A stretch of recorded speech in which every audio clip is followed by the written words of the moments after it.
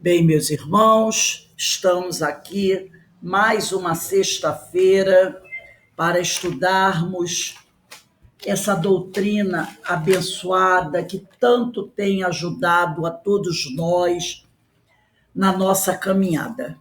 Hoje, sexta-feira, nesse horário das 17 horas, nós estudamos o livro Nosso Lar, de Francisco Cândido Xavier, pelo espírito André Luiz. E hoje nós estamos iniciando o capítulo 4, que tem por título O Médico Espiritual. Então nós vamos iniciar com a leitura da obra e depois iremos fazendo as nossas reflexões. Bem, logo no início, no primeiro parágrafo, está escrito assim: no dia imediato, após reparador e profundo repouso, experimentei a bênção radiosa do sol amigo, qual suave mensagem ao coração. Claridade reconfortante atravessava ampla janela, inundando o recinto de cariciosa luz. Sentia-me outro. Energias novas tocavam-me o íntimo. Tinha a impressão de sorver a alegria da vida a longos haustos. Na alma, apenas um ponto sombrio: a saudade do lar, o apego à família, que ficara distante.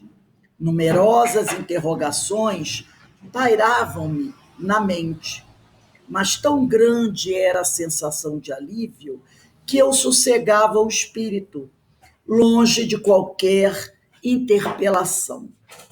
Quis levantar-me, gozar o espetáculo da natureza cheia de brisas e de luz, mas não o consegui. E concluí que, sem cooperação magnética do enfermeiro, tornava-se-me impossível deixar o leito. Aqui tem uma coisa que me chamou a atenção, tem outro fato que nós vamos ver, mas uma coisa que me chamou a atenção é a situação, né, da saudade do lar. Vocês lembram que logo no início, toda oração, né, que a gente faz de abertura, a gente pede ao Senhor, não é? Bênção para os familiares dos doentes, para os familiares daqueles que estão desencarnados, porque eles sofrem muito pela ausência do companheiro querido que desencarnou e a família sofre. Aqui ele mostra o outro lado da moeda. Ele mostra aqui, olha, na alma, de André Luiz falando, apenas um ponto sombrio, a saudade do lar, e ele coloca um ponto sombrio, a saudade do lar, o apego à família que ficara distante. Então, não são apenas nós, os encarnados, que sentimos saudade do ente que desencarnou. Eles também sentem saudades. Eles também sentem saudades, não é verdade? Eles sentem saudade do companheiro, da família, dos filhos, da esposa, da casa, de toda aquela vida que eles tinham. Porque a gente pensa muitas vezes que somos apenas nós. E choramos, não é?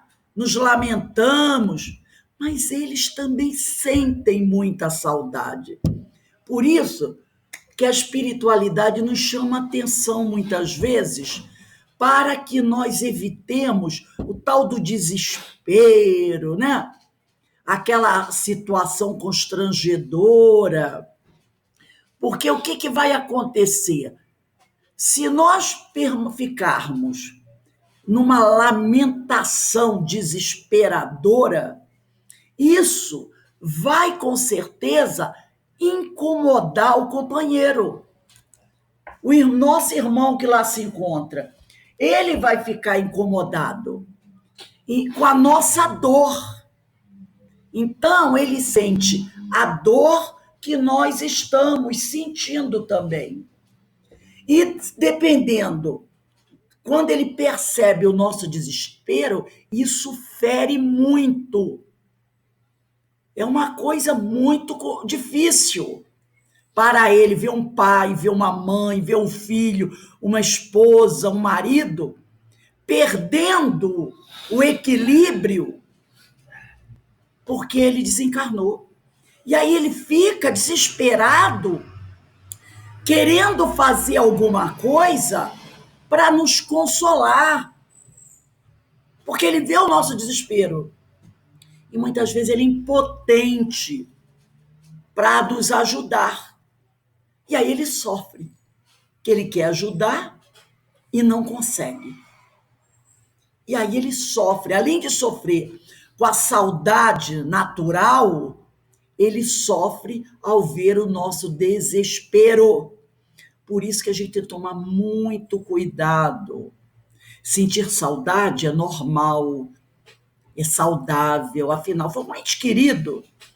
Mas o desespero descontrolado também é nocivo para o companheiro que desencarnou.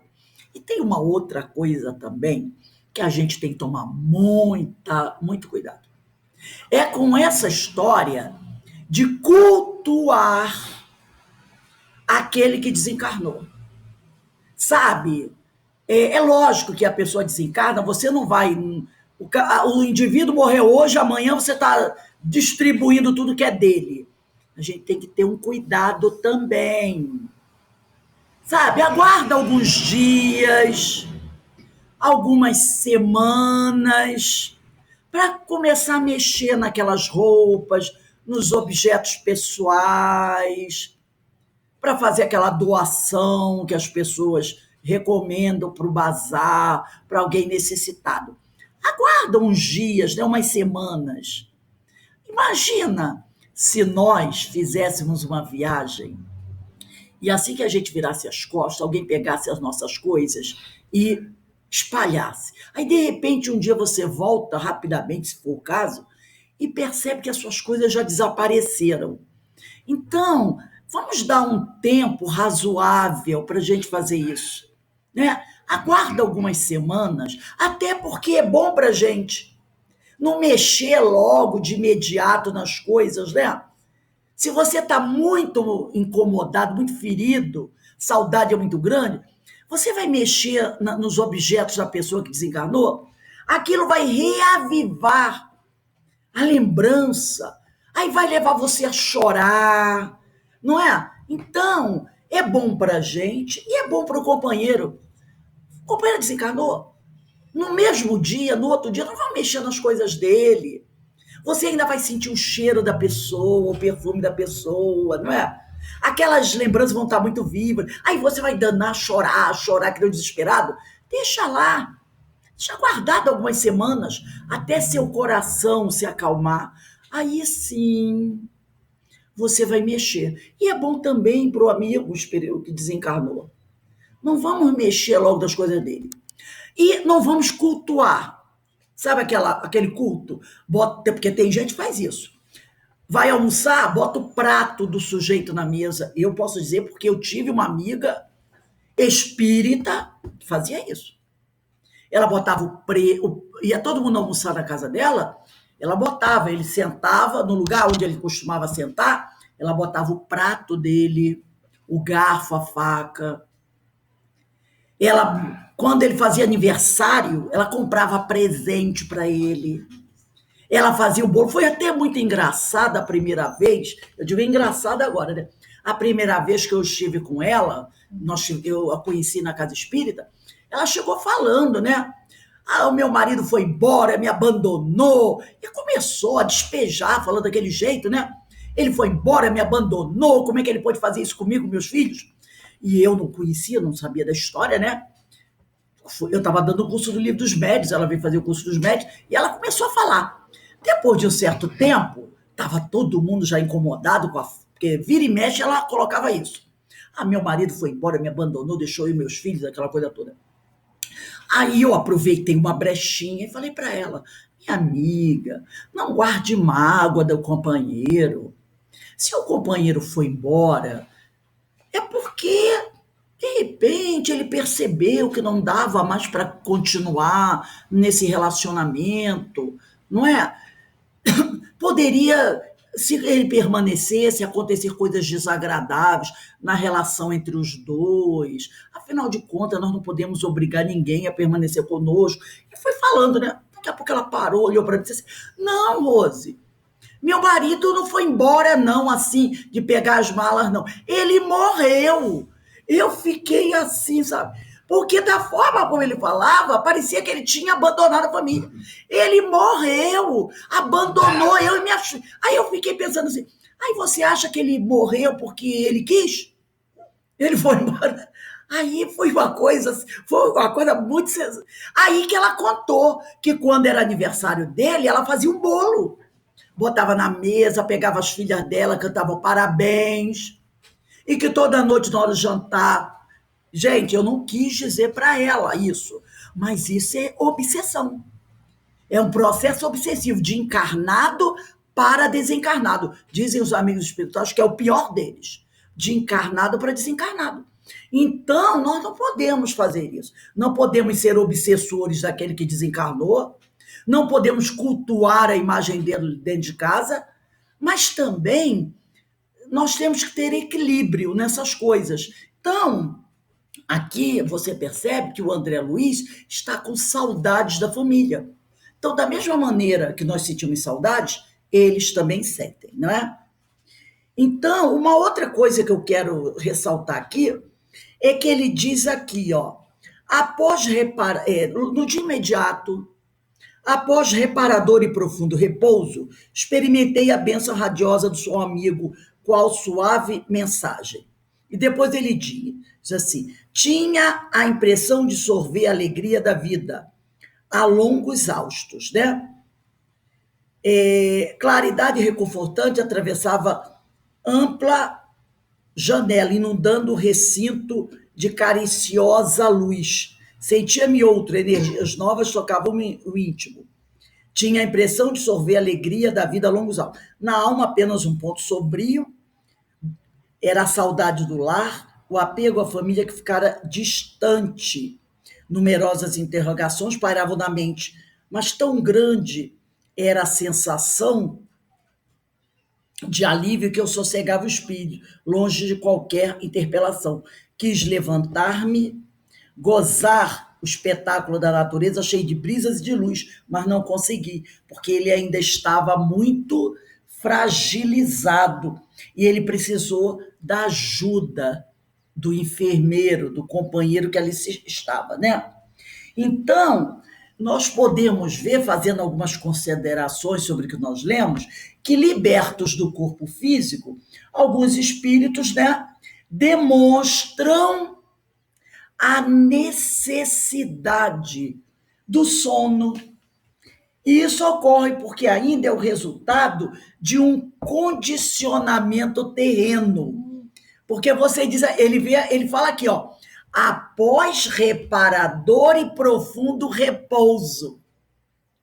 Nós também não repousamos quando estamos muito cansados, né? A gente chega em casa, o que a gente fala? Ah, eu vou repousar, eu vou descansar, que eu estou muito cansada.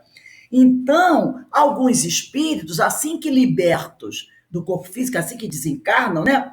Alguns demonstram essa necessidade, mas isso ocorre porque ainda é o resultado do condicionamento que nós temos. Apesar de não haver inatividade para o espírito, porque o espírito ele não está inativo, mas ele necessita períodos de descanso intelectual. Lembra que lá no nosso lar, de vez em quando, é muito raro, mas eles têm, os ministros, a veneranda, eles tiram alguns dias para repousar, e aí eles aproveitam para fazer algo que gostam, viajam, vão ao encontro de outros companheiros, participam de seminários. Então, o espírito, ele também precisa de um descanso intelectual. Não é um descanso físico, mas dá uma calma, acalmar a mente. Agora, quanto mais purificado é o espírito, menor essa necessidade. É interessante, né? Quanto menos evoluído, mais necessidade de descanso. Quanto mais evoluído, menor a necessidade. Porque quando a gente lê o nosso lar, a gente vê que o governador e a veneranda, eles muito raramente descansam. Mas descansam, mas é muito raro. Entre um descanso e outro, é uma temporada muito longa. Já os espíritos menos evoluídos, esses espíritos necessitam de mais períodos de descanso. E aqui na Revista Espírita, de junho, quem quiser anotar, Revista Espírita de junho de 1866, tem um estudo muito interessante tratando da questão do sono dos espíritos. É o mês de junho, mês 6 de 1866.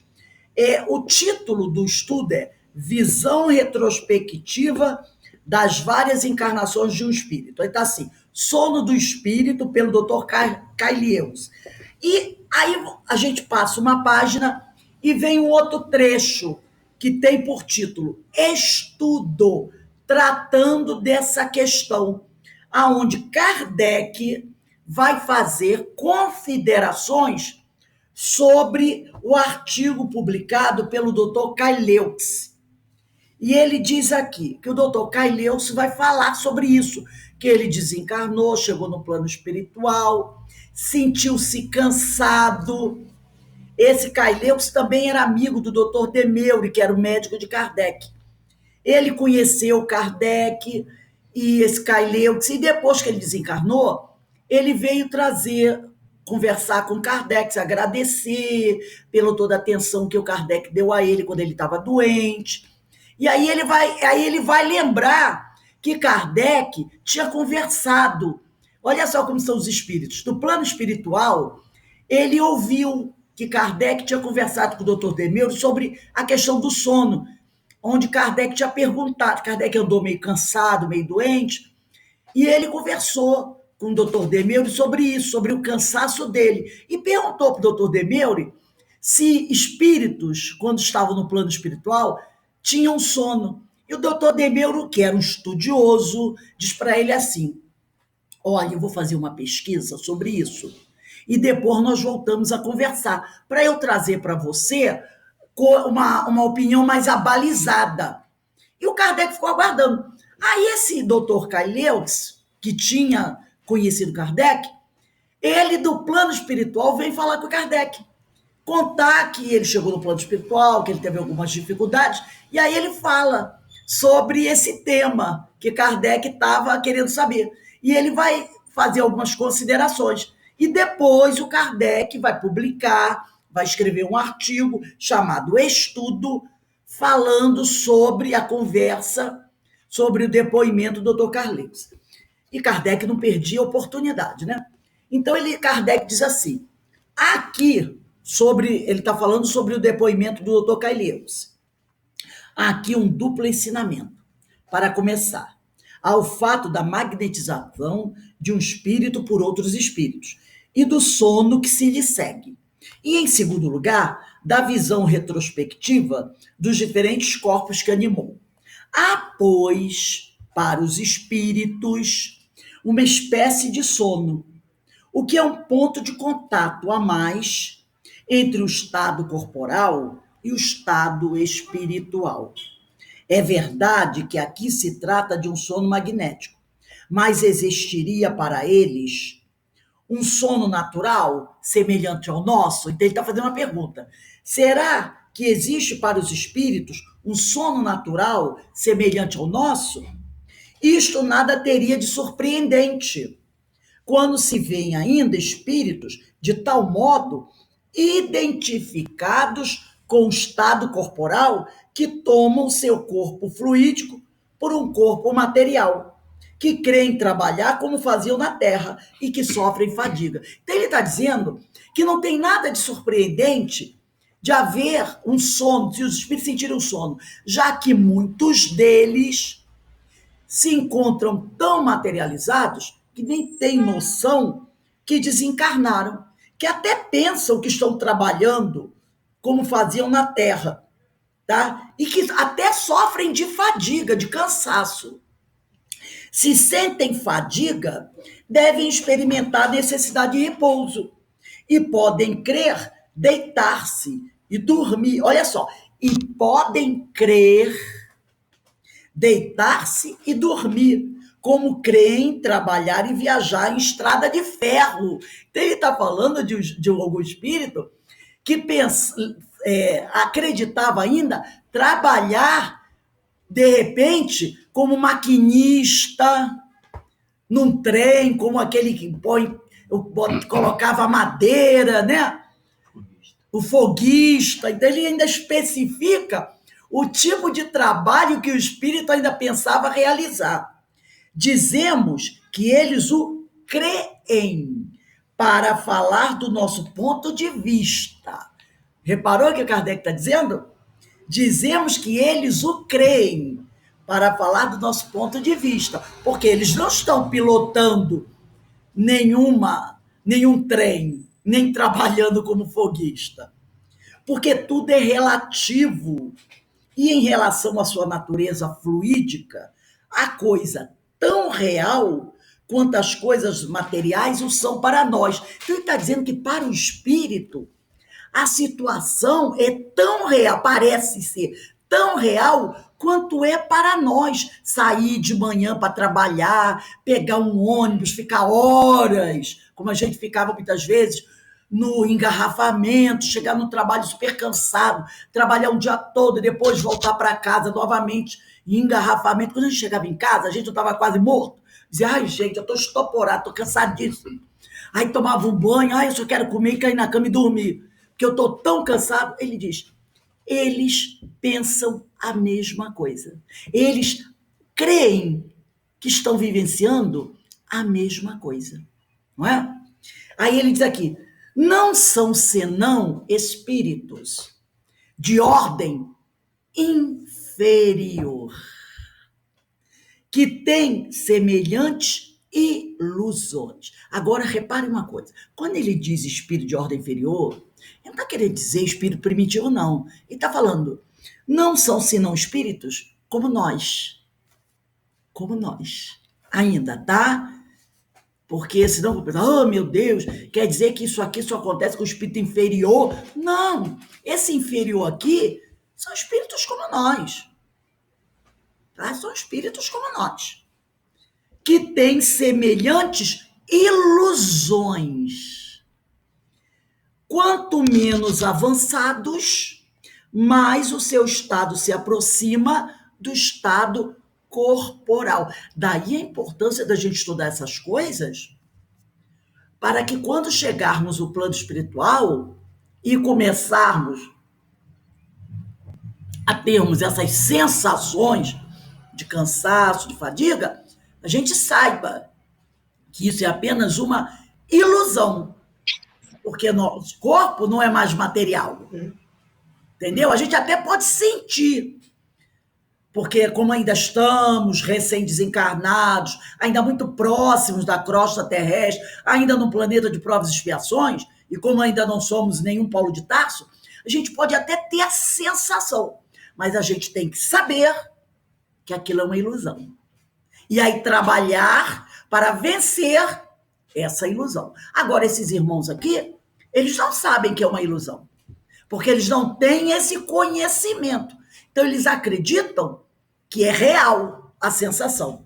E Kardec continua aqui. Um membro da sociedade, a Sociedade Espírita de Estudos lá científicos, um membro da sociedade explica o fenômeno desta maneira.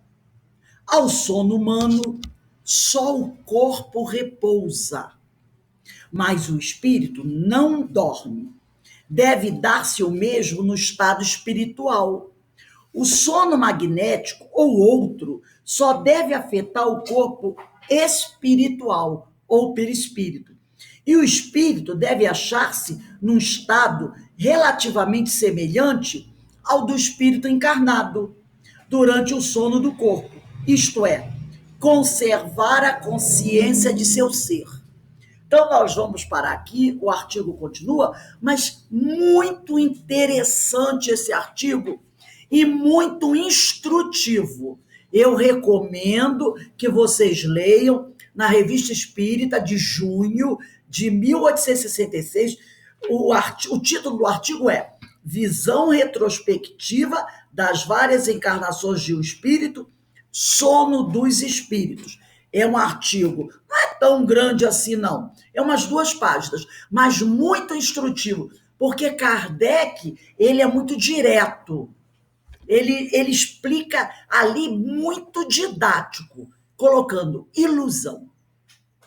Uma ilusão. Então, aqueles que falam, né, que essas coisas não acontecem, acontece sim. Porque como somos espíritos ainda de um nível evolutivo não tão alto, nós, apegados ao corpo físico, nós confundimos, né, as sensações. Nós estamos muito ligados, então aquela sensação que ele falou, a sensação no perispírito, aí nós tomamos para nós, porque muitas vezes o espírito nem sabe que desencarnou. Então, continuando aqui. André Luiz, eu não estou no livro não, tá? Estou ainda fazendo considerações. Ele percebe e conclui que sem a cooperação, quando ele vai se levantar, né? Ele percebe que ele ainda está muito cansado. Olha o cansado aí. Ele ainda está muito cansado. Então ele não tem condições de levantar sozinho. Percebeu como ele está, como Kardec falou? Nessa ilusão, muito apegado ainda ao corpo material, às sensações do corpo material. Então, ele conclui que sem a cooperação magnética do enfermeiro, tornava-se impossível, olha só, impossível deixar o leito, pois seu estado de fraqueza era um sinal de que ainda se ressentia do desgaste emocional nas ondas inferiores, porque ele passou vários anos lá naquela situação complicada, né? E da doença física que afetara seu corpo espiritual. Essa desarmonia era compensada pelas doações fluídicas do amigo que lhe prestava socorro. Então, os amigos espirituais, vendo que ele estava fadigado, ninguém ia parar para dizer para ele assim, não, isso aí é ilusão sua. Não, eles são altamente misericordiosos, não é? Eles entendem. Então, percebendo o que estava se passando com ele, eles faziam uma doação fluídica. E com essa doação fluídica, ele ia melhorando, né? Então, era uma cooperação magnética do enfermeiro, que lhe supria de boas energias, né? Então, vamos lá continuar a leitura no nosso livro. Vamos lá. Não voltara a mim das surpresas consecutivas, quando se abriu a porta. Porque é interessante quando ele diz aqui, ó, não voltar a mim das surpresas consecutivas. Porque ele, desde que chegou lá, é uma surpresa atrás da outra. É uma novidade atrás da outra. Então, ele diz aqui, não voltar a mim, imagine quantas surpresas, né? A gente tem que ficar assim, o tempo todo, né? Não voltar a mim das surpresas consecutivas, quando se abriu a porta e vi entrar Clarencio, acompanhado por simpático desconhecido. Cumprimentaram-me atenciosos, desejando-me paz. Meu benfeitor da véspera indagou do meu estado, Clarencio, né? Do meu estado geral. acorreu o enfermeiro prestando informações. Então ele perguntou para a André Luiz sobre o estado dele, mas o enfermeiro é que veio dar as informações. Sorridente, o velhinho amigo apresentou-me o companheiro, o que chegou com ele, né? Disse do irmão Henrique de Luna, do Serviço de Assistência Médica da Colônia Espiritual. Trajado de branco, traços fisionômicos, irradiando enorme simpatia. Henrique auscultou-me, né? Me examinou demoradamente, sorriu e explicou. É de lamentar que tenha vindo pelo suicídio. Outra surpresa, né? Só que agora, se ele vinha tendo surpresas boas, agora ele teve uma surpresa desagradável. Porque ninguém que escuta uma frase como essa, é de lamentar que tenha vindo pelo suicídio, pode achar que é uma boa nova, né? Um choque, realmente um choque. Então, vamos ver alguma situação aqui. A atuação de um médico nas esferas espirituais tem por finalidade que esse médico haja nas desarmonias e lesões do perispírito. Então, qual é a razão de ter ali um médico? É para ele poder trabalhar, para ele poder auxiliar no tratamento nas desarmonias e lesões do perispírito. Porque o sujeito não tem mais corpo físico, mas tem um corpo espiritual, que pode ter sido afetado pelas condições em que vivia aquele sujeito quando encarnado, ou dependendo do tipo de morte, das doenças que ele teve, que podem ter afetado o perispírito, desequilibrado energeticamente o perispírito. Então, o médico ele vai trabalhar, né, tratando das desarmonias e lesões do perispírito. O médico espiritual, ele necessita de conhecimentos específicos sobre as causas profundas desses desajustes. Essa atividade lhe exige competência e virtudes morais. Então, interessante que os médicos encarnados, espíritas, né, estudem esse tema na doutrina, estudem sobre o perispírito, sobre a fluidoterapia, porque chegando ao plano espiritual, esses médicos, com esse conhecimento da doutrina, da ciência espírita, poderão já estar trabalhando e ajudando esses irmãos desencarnados. Porque como aqui, o número de doentes é imenso. O número de médicos especializados nessa área são poucos.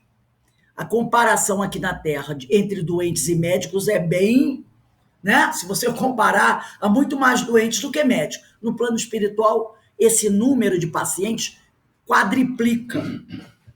E se o médico que está no plano espiritual tem conhecimento doutrinário, ele terá já com certeza emprego garantido, porque vai com certeza ajudar, como os psicólogos também. Uma vez eu estava lendo um livro do Manuel Filomeno de Miranda, ele falando da importância daqueles encarnados que estudam a psicologia, essas áreas voltadas ao emocional, para ajudar os espíritos no plano espiritual a tratar das suas questões também emocionais do sentimento, como os professores também. Então, o conhecimento da doutrina, tudo que é voltado ao bem-estar do homem na espiritualidade é de grande utilidade. Porque quem são aqueles que desencarnaram? São homens, são seres humanos. Então, todo aquele que aqui está trabalhando, realizando uma atividade voltada para o bem-estar do seu semelhante, com certeza esse trabalho que ele realiza na espiritualidade também será de grande utilidade, né? Então vamos continuar aqui a nossa leitura do livro. Enquanto Clarencio permanecia sereno, olha a diferença, sentia que singular assomo de revolta me borbulhava no íntimo. Então, enquanto Clarencio estava tranquilo, porque o outro falou, pena que tenha vindo pelo suicídio. Clarencio não se abalou, permanecia calmo. Mas ele, André Luiz, começava a sentir até aqueles indícios, né? De revolta, né? De indignação, tipo assim, quem é você para dizer uma besteira dessa? Que eu cheguei aqui por suicídio, né? Tava começando a fervilhar dentro dele aqueles sentimentos, né? E aí ele vai dizer, suicídio? Recordei as acusações dos seres perversos das sombras. Porque quando ele estava lá, naquelas zonas de dor e sofrimento, ele ouvia constantemente as pessoas, os espíritos gritarem, os companheiros dele lá, suicida, suicida. E ele lembrou, poxa, lá me chamavam de suicida. Aqui também está errado. Entende aqui? Não obstante o cabedal de gratidão, quer dizer, não obstante estar bem agradecido a eles pela forma que eles estavam me tratando, né?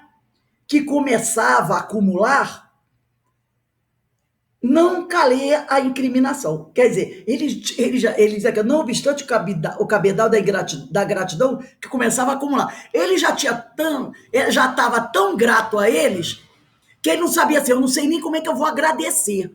É tanta gente me ajudando que eu não sei nem como agradecer a tanta coisa boa que eu estou recebendo. Mas apesar de estar muito grato, ele não aguentou, ficou calado. Ele disse, não, ficar calado, não vou ficar calado não. Que história é essa? Então ele não calou a incriminação. Creio haja engano, ele falou. Creio haja engano. Asseverei melindrado, magoado, né? Meu regresso do mundo não teve essa causa. Lutei mais de 40 dias na casa de saúde, lá no hospital, tentando vencer a morte. Sofri 2 operações graves em razão de oclusão intestinal. É uma obstrução, né? Oclusão intestinal. Sim, esclareceu o médico, demonstrando a mesma serenidade superior.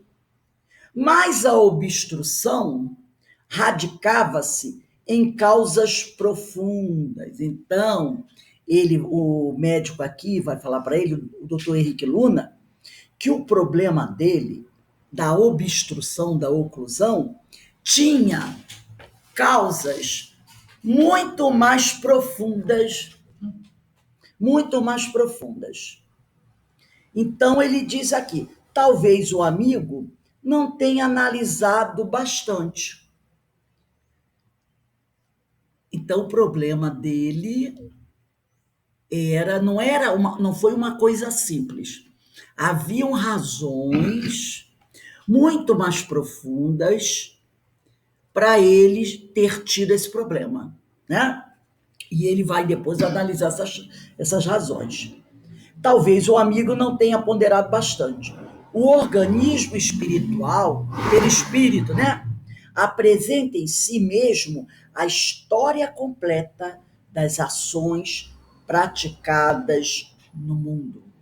Então, ele está dizendo aqui, ó, o organismo espiritual apresenta em si mesmo a história completa das ações praticadas no mundo. Então, nós poderíamos quase dizer que o nosso perispírito tem o nosso histórico. Ele tem o nosso histórico. Ele diz aqui, o nosso perispírito tem a história completa das ações praticadas no mundo. O nosso perispírito nos revela. Vamos pegar aqui o nosso livro dos espíritos, nas questões 702 e 703. Nessas questões, ele vai analisar o perispírito. Vamos lá, 702 e 703. Da lei de conservação, né? Nessas questões, não, depois é que nós vamos analisar o perispírito, mas vamos lá. A primeira é instinto de conservação da lei de conservação, capítulo 5. Questão 702. É lei da natureza o instinto de conservação? Sem dúvida. Todos os seres vivos o possuem, qualquer que seja o grau de sua inteligência. Nos é puramente maquinal, raciocinado em outros. Repara que ele vai dizer aqui, eu lutei quase 40 dias, né? Lutei mais de 40 dias na Casa de Saúde tentando vencer a morte. O que é isso? O instinto de conservação. Ele lutou mais de 40 dias lá na casa tentando vencer a morte. Isso é instinto de conservação. Então, todos os seres vivos o possuem, qualquer que seja o grau de sua inteligência. Então, esse instinto de conservação não está só no homem, mas também nos animais. Nos é puramente maquinal, no caso dos animais. Raciocinado em outros, no caso dos homens. 703. Com que fim outorgou Deus a todos os seres vivos o instinto de conservação? Porque todos têm que concorrer para o cumprimento dos desígnios da providência. Por isso foi que Deus lhe deu a necessidade de viver. Acresce que a vida é necessária ao aperfeiçoamento dos seres. Eles o sentem instintivamente, sem disso se aperceberem. Ora, se o homem não tivesse instinto de conservação, ele não procuraria evitar os perigos e a morte, não é? E como nós chegamos aqui com uma missão a realizar, como nós temos que nos esforçarmos para cumprir com os desígnios da providência, por isso Deus nos dá a necessidade de viver, para que a gente possa cumprir com aquilo que foi acordado, com a nossa tarefa, com a busca da melhora pessoal. Por isso que o suicídio não é aceitável. Então, a vida é necessária ao aperfeiçoamento dos seres. Daí o Senhor nos dá o instinto de conservação, para que a gente queira viver e trabalhar pela nossa melhora pessoal. E no livro, Roteiro, esse livro Roteiro é de Francisco Cândido Xavier, pelo espírito Emmanuel. Nesse livro Roteiro é que nós vamos encontrar aqui, no capítulo 6,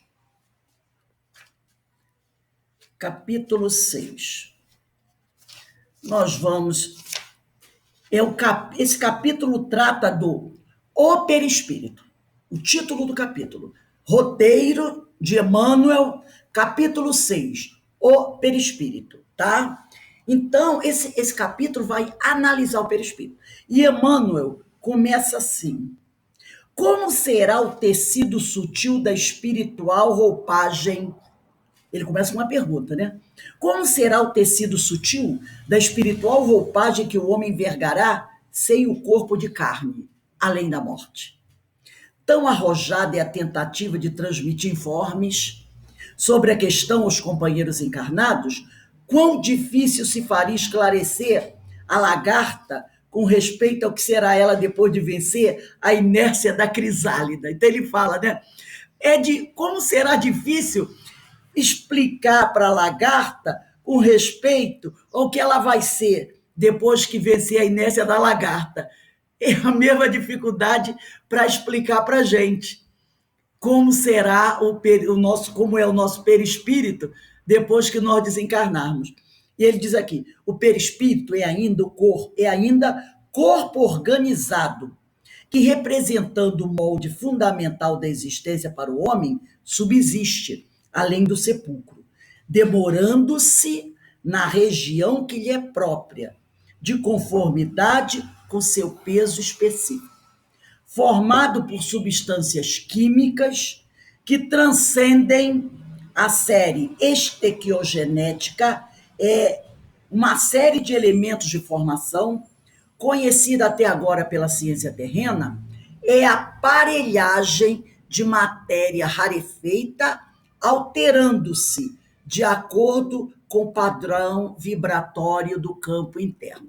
Então, ele vai se alterando, ele é de matéria rarefeita, que vai se alterando de acordo com o padrão vibratório do espírito.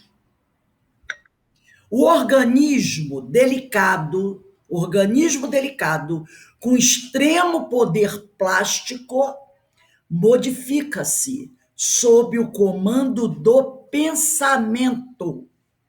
É necessário, porém, acentuar que o poder apenas existe onde prevaleçam a agilidade e a habilitação que só a experiência consegue conferir. Então, ele modifica-se, o perispírito, tá? Sob o comando do pensamento. Mas ele diz uma coisa: para que essa modificação sob o comando do pensamento aconteça, é necessário que haja agilidade e habilitação que só a experiência consegue conferir ao espírito. Nas mentes primitivas, ignorantes e ociosas, semelhante vestidura, quer dizer, semelhante vestuário, se caracteriza pela feição pastosa. Olha que informação interessante ele está trazendo para a gente.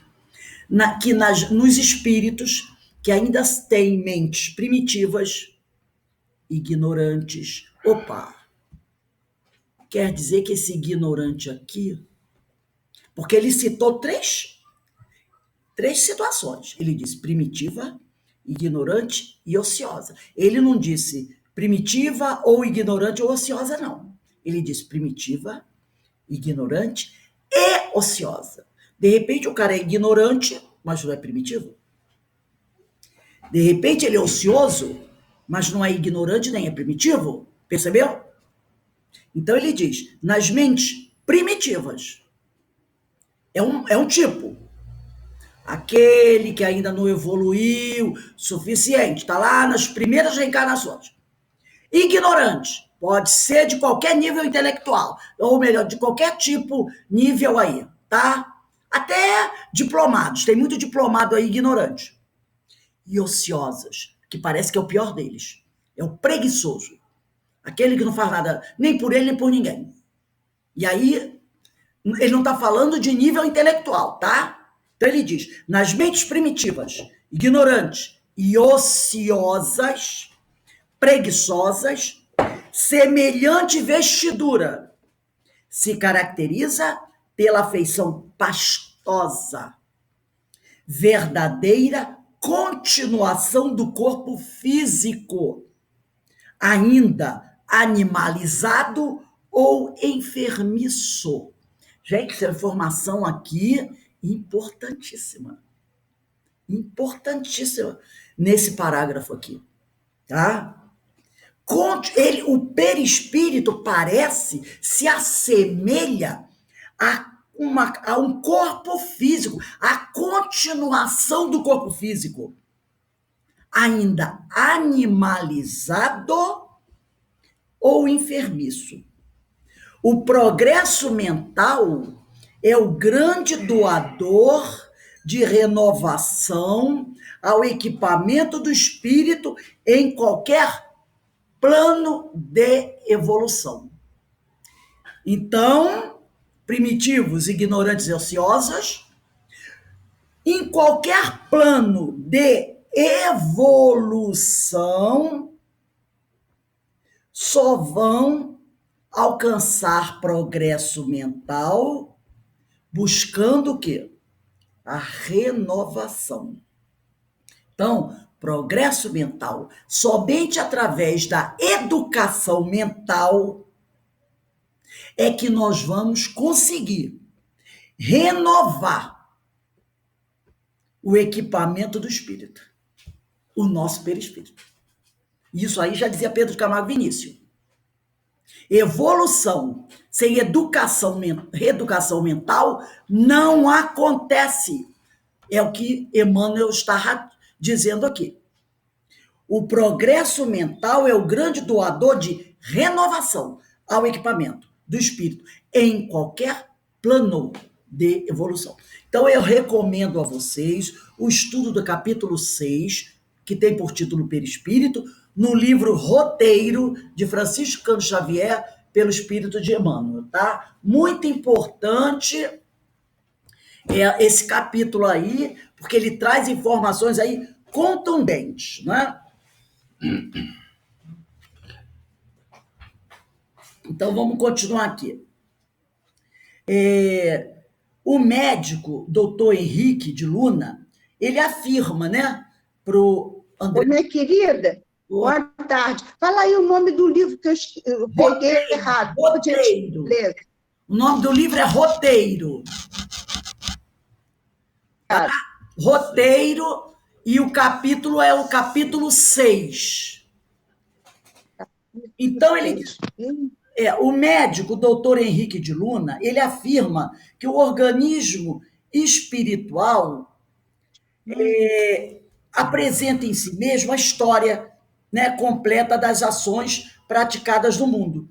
Porque, sendo o espírito o veículo fluídico entre o espírito e o corpo físico, né, sendo o perispírito o veículo fluídico entre o espírito e o corpo físico, em suas moléculas, ficam registradas as harmonias e as desarmonias do comportamento mental do ser e todas as suas vicissitudes praticadas na vida espiritual, né? Então, foi o que o doutor Henrique de Luna disse aqui mesmo, né? O organismo espiritual apresenta em si mesmo a história completa das ações praticadas no mundo. Então, ele diz isso para ele, né? Que estão lá registrados no nosso perispírito as harmonias e desarmonias do nosso comportamento mental. E todas as nossas vicissitudes, todas praticadas na vida material, né? Então, nós temos que prestar atenção em tudo isso, né? Nós precisamos trabalhar pela nossa renovação mental, para que nós possamos purificar o nosso perispírito. Então, continuando aqui na leitura do livro. Inclinando-se, atencioso, indicava determinados pontos do meu corpo. Vejamos a zona intestinal. Disse, a oclusão ou obstrução, agora ele vai dar o parecer dele do problema da obstrução que o André Luiz apresenta. A obstrução, a oclusão, deriva de elementos cancerosos. E esses elementos cancerosos, por sua vez, de algumas leviandades do meu estimado irmão no campo da sífilis. Nós sabemos que a sífilis é uma doença sexualmente transmissível. A moléstia, por isso que ele falou leviandades do meu estimado irmão. Todo mundo entendeu, né? André Luiz teve um comportamento leviano. Daí, ele contraiu uma doença grave. Grave, muito grave, né? A moléstia, talvez, não assumisse características tão graves se o seu procedimento mental no planeta estivesse enquadrado nos princípios da fraternidade e da moderação. Então, olha só, a moléstia, é o que ele está querendo dizer aqui, a moléstia talvez não assumisse a moléstia, a doença que ele está passando, né, o problema pelo qual ele está passando. Ele diz a moléstia talvez não assumisse características tão graves se o seu procedimento mental no planeta estivesse enquadrado nos princípios da fraternidade, da temperança, da moderação. Talvez se André Luiz tivesse tido um outro tipo de comportamento, essa doença não se agravasse tanto nele. Entretanto, aí lá vem o entretanto, contudo, todavia, né? É uma conjunção adversativa, se eu estou enganado. Adversativa, e toda vez que entra uma conjunção dessa, lá vem coisa, né? Ou alguém vai explicar alguma coisa, vai introduzir um elemento novo. Entretanto, seu modo especial de conviver, olha que delicadeza, não é? Altamente delicado para falar da imperfeição humana, é o Lorde. Então ele diz aqui, entretanto, seu modo especial de conviver, se somos nós, a gente vai dizer o quê? Tá vendo? Teu comportamento devasso deu nisso. Mas eles não. Misericordiosos, educados, finos. E ele diz aqui, ó, entretanto, seu modo especial de conviver, muita vez exasperado e sombrio, captava destruidoras vibrações naqueles que o ouviam. Nunca imaginou que a cólera fosse manancial de forças negativas para nós mesmos? Que a cólera é um veneno para nós mesmos? A ausência de autodomínio, repara só, a ausência de autodomínio, quer dizer, perdi a linha toda hora. A inadvertência no trato com os semelhantes, era grosso, né? Estou traduzindo aqui, era grosso, aos quais muitas vezes ofendeu sem refletir. Conduziam-no frequentemente à esfera dos seres doentes inferiores.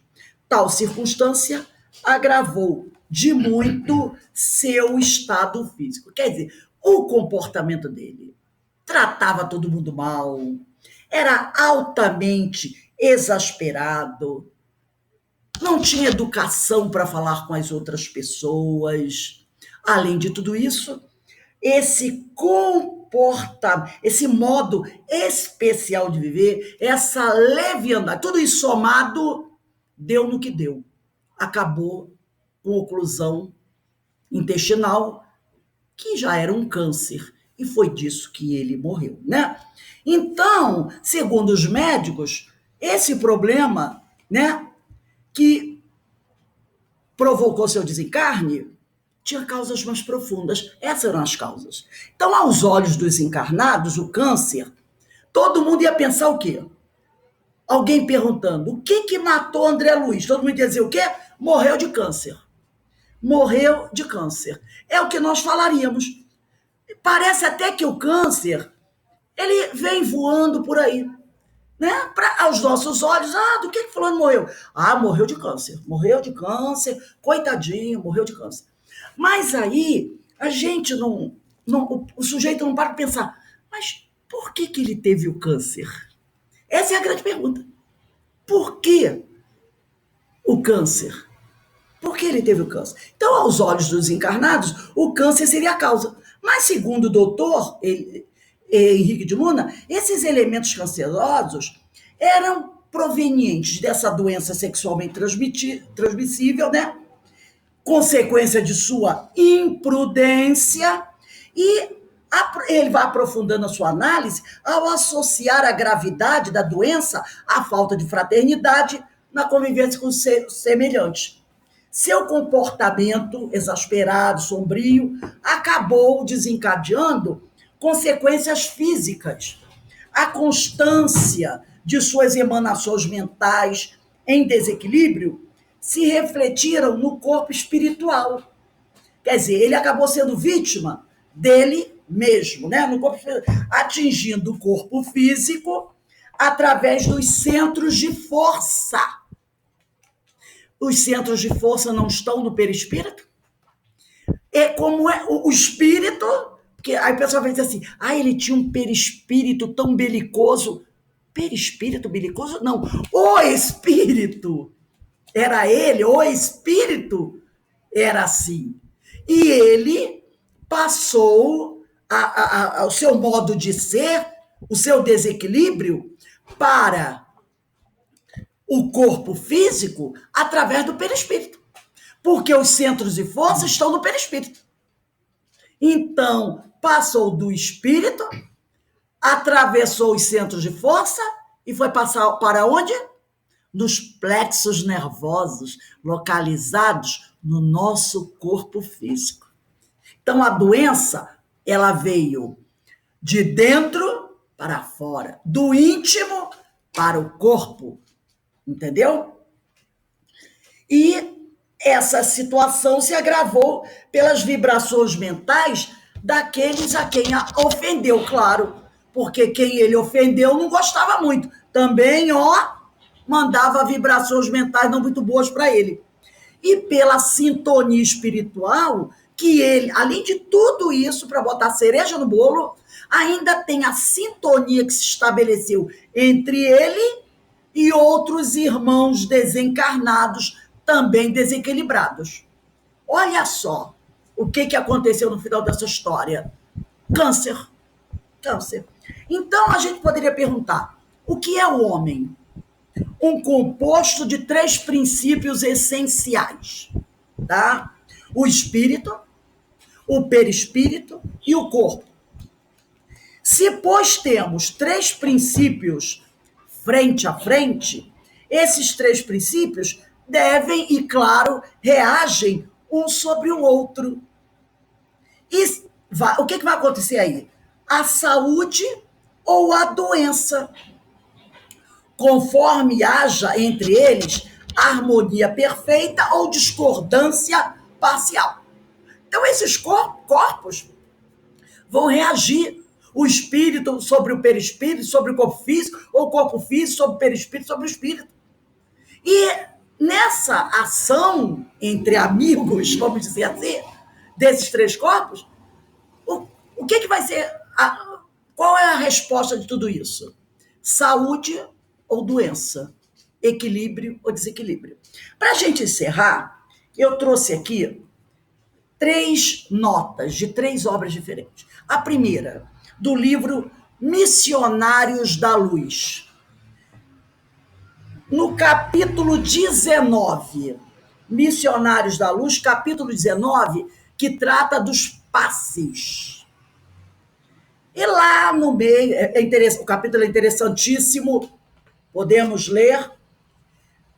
No meio lá do capítulo 19 do livro Missionários da Luz, André Luiz diz assim: assim como o corpo físico pode ingerir alimentos venenosos que lhe intoxicam os tecidos, também o organismo perispiritual pode absorver elementos de degradação que lhe corroem os centros de força. Olha só, que lhe corroem, a palavra é essa, corroem os centros de força, com reflexos sobre as células materiais.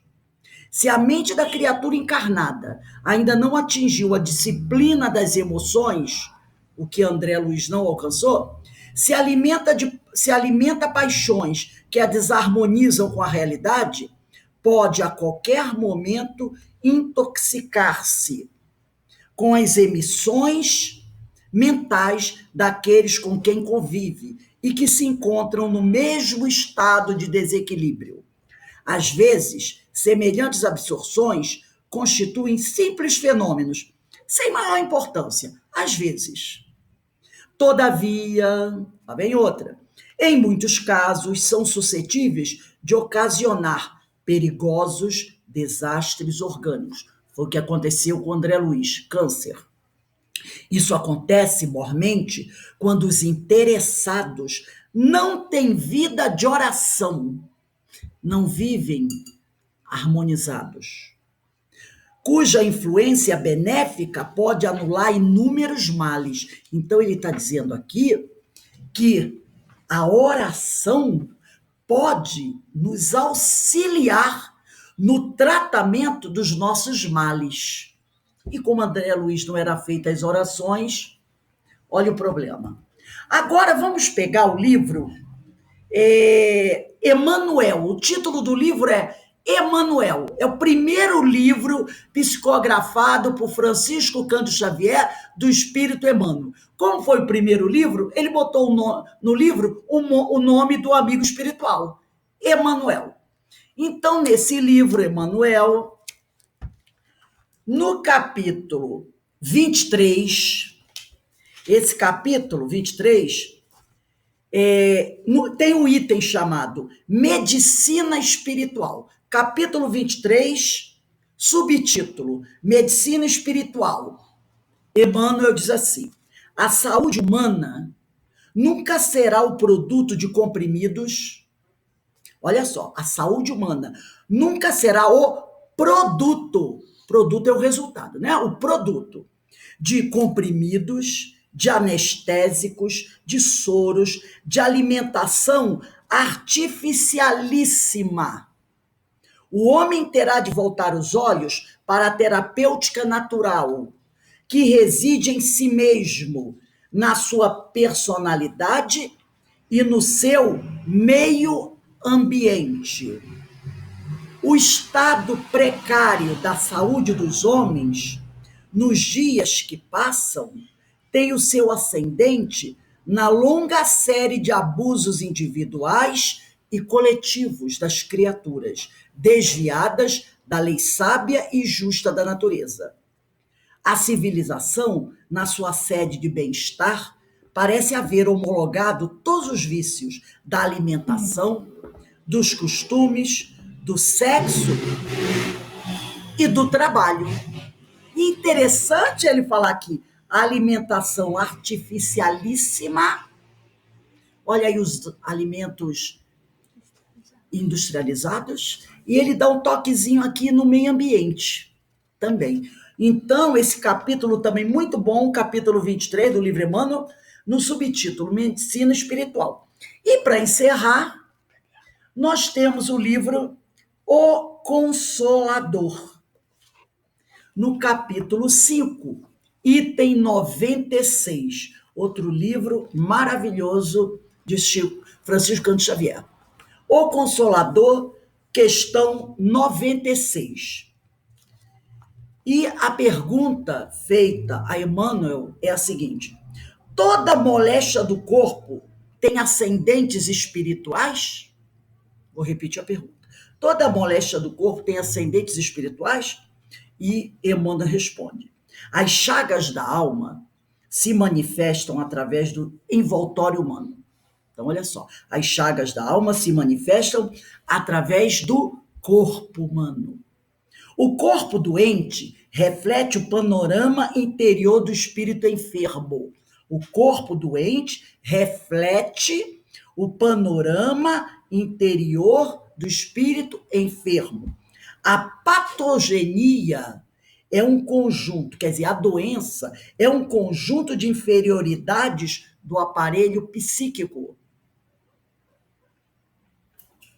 E é ainda na alma que reside a fonte primária de todos os recursos medicamentosos definitivos. E ele está dizendo, a cura, o tratamento está aonde? No espírito. A assistência farmacêutica do mundo não pode remover as causas transcendentes do caráter mórbido dos indivíduos. Comprimido nenhum vai tornar uma pessoa mal educada e educada. Alguém conhece algum remedinho? Alguma injeção? Não é? O remédio eficaz está na ação do próprio espírito enfermiço. Podeis objetar que as injeções e os comprimidos suprimem a dor, tiram a dor. Todavia, o mal ressurgirá mais tarde nas células do corpo.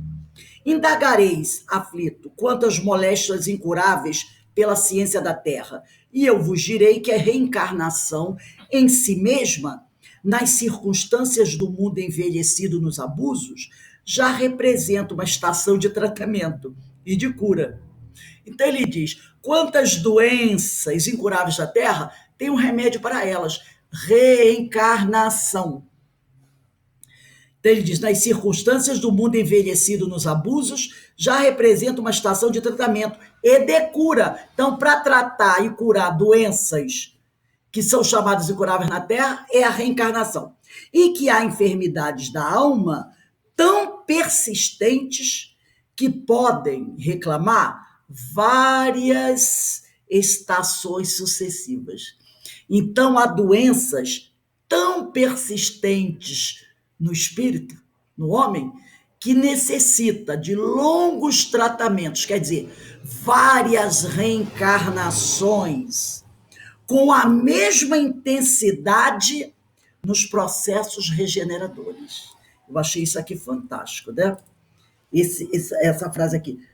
Quando ele diz, e eu vos direi que a reencarnação em si mesma, nas circunstâncias do mundo envelhecido nos abusos, já representa uma estação de tratamento e de cura, e que há enfermidades da alma tão persistentes que podem reclamar várias estações sucessivas, várias reencarnações, com a mesma intensidade nos processos regeneradores. Então, meus amigos, que nós, né, o nosso desejo, que nenhum de nós precise de tantos tratamentos assim, de tantas reencarnações doloridas para curar as nossas doenças da alma.